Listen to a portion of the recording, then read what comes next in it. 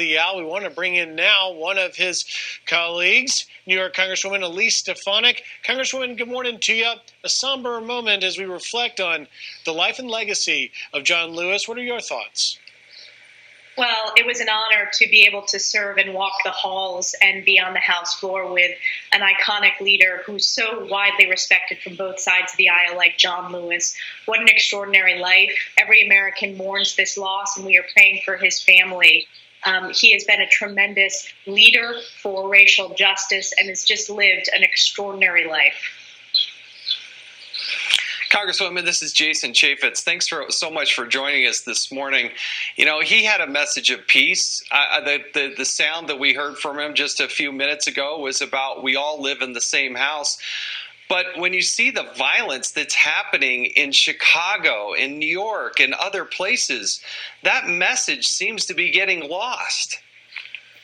Yeah, John Lewis did have a message of peace. He was a leader who always reached out to others, who always sought to bridge divides, who always spoke about the importance of peace and working together. And that was one of the reasons that he was so widely respected on both sides of the aisle. You know, when he took to the House floor, you could always hear a hush. Everyone listened to what he had to say. Even if there were policy disagreements, he just is a beacon of light.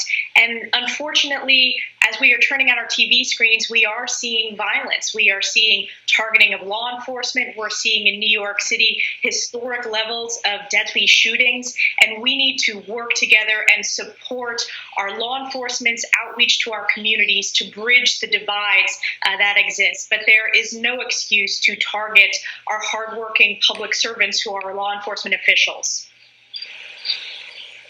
Yeah, Congresswoman, you mentioned the violence, and I want to shift over to Chicago, where a lot of violence, unfortunately, is happening right now. You had 18 Chicago officers injured as rioters launched fireworks, hurled rocks at them, bottles of them near the Columbus statue this week. So what do we do here is the question, because you have this ongoing battle where people feel that law enforcement doesn't represent them, where law enforcement feels like, hey, listen, we're trying to keep the community safe. Oftentimes we can't get into these zones to do just that. There is a disconnect here that needs to be fixed. What do we do?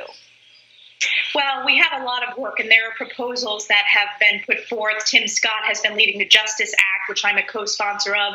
We need to increase funding for training, outreach to the community. What is not the answer is defunding our police. Our police are needed in the communities that are being hurt the most right now, where you're seeing the most violence. So we need to defend the police, not defund the police, and really look at how we can have positive change, and that's by increasing our training, that's by increasing our community outreach, not turning our backs on our hardworking law enforcement.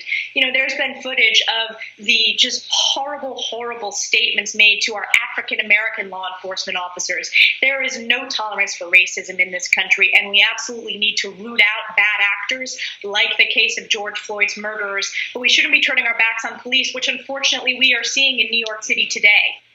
Congresswoman, we're also seeing a number of Back the Blue rallies in support of law enforcement across the country, and I believe you are going to attend one today. I am. I'm going to Back the Blue rally in Waddington. I'm excited to announce that I've been endorsed by the Police Conference of New York, the first member of Congress in the delegation. We are seeing widespread grassroots support, standing up for our local law enforcement, standing up for these hardworking men and women who really put their lives on the line every single day to ensure the safety and security of every community and every individual and every family. So I'm so honored to have earned the endorsement of the Police Conference of New York, which represents police departments all across my district and the state.